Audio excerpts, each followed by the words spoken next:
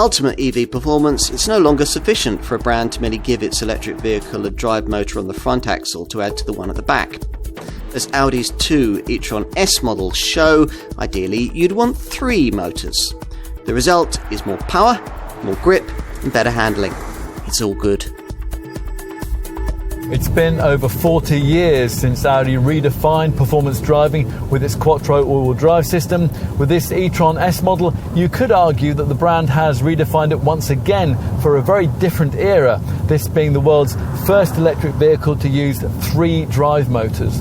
The larger electric motor that on a conventional e-tron Sportback sits at the rear has here been moved to the front, and that frees up space for 2 smaller motors to sit on the back axle, allowing torque vectoring and fully variable torque distribution between the rear wheels for what should be a considerably enhanced cornering ability. The difference here is that you get real confidence through tighter, twistier turns, and that's thanks to the electronic torque vectoring system's ability to individually control the amount of drive fed to each individual rear wheel with pinpoint accuracy. That's based on the grip and load active on either side of the car as you drive through each corner. It's sort of like a mechanical limited slip differential, except that here there's nothing except software linking the 2 rear motors, and they respond up to 25% quicker. While all this is going on, wheel selective torque control on the front axle uses the discs and pads to gently brake the inside front wheel as you turn, and that further helps to rotate the car into the turn as the rear tyres edge towards their limit. The only disappointment, as with the more ordinary e-tron Sportback models, lies with the relative lack of steering feel. That's a familiar Audi issue, although the variable ratio progressive rack is certainly accurate. If only though it gave you the same confidence as the drive system, what a car this would be. Extra motive power in this S model means a higher output, of course, up to 435 PS with 808 Nm of torque, or with the S mode engaged for overtaking 503 PS, and that's a thumping 973 Nm of torque. It's enough to simply hurl this Audi at the horizon. 62 from rest is recorded at 4.5 seconds, but it feels quicker than that because the pulling power is so instant. It tails off only as you edge close to the 130 mph maximum. Drive more sensibly, and a claimed range of up to 236 miles is supposed to be possible. That's in between 8.9-hour charging sessions using the 11 kilowatt wallbox charger that Audi recommends.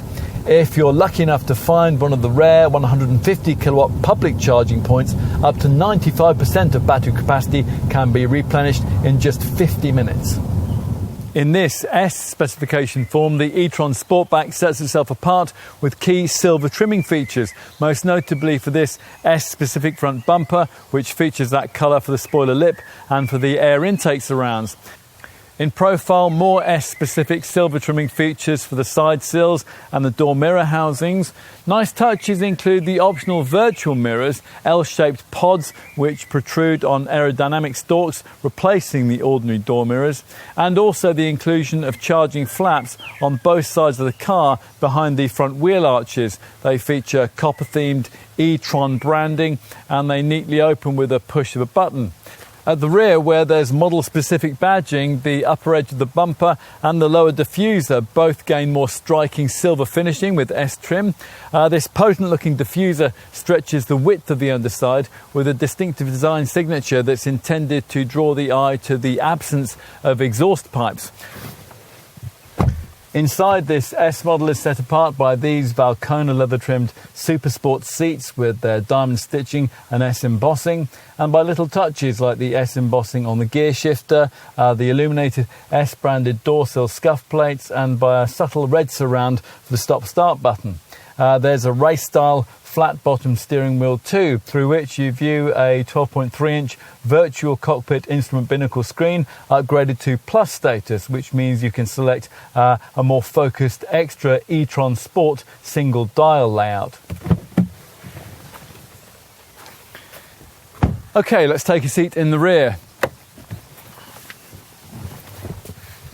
This Sportback's 20mm reduction in ceiling height might bother you if you're a 6-footer. Your head will be brushing this immaculately crafted roofliner, but otherwise it feels pretty spacious back here.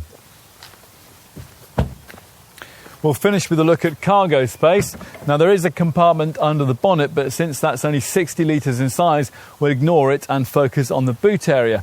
You get a powered tailgate, of course, which rises to reveal a 555 litre luggage bay for this Sportback body shape, which is 45 litres less than the ordinary boxier e-tron SUV body shape can offer.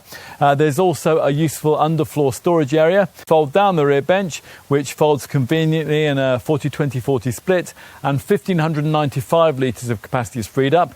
That's 60 litres less than the ordinary e-tron SUV body shape.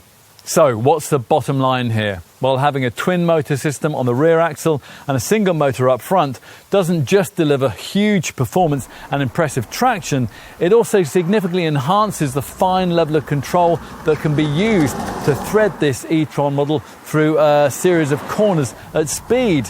And that delivers a level of agility that you simply wouldn't expect from anything this big and heavy. It's difficult to think of another large EV more in need of this kind of dynamic enhancement than the standard Audi e-tron and e-tron Sportback models, which in their more straightforward forms can feel a little flat-footed compared to rivals. The S models, though, they're very different. Don't choose the ordinary version without trying this one. It's as simple as that.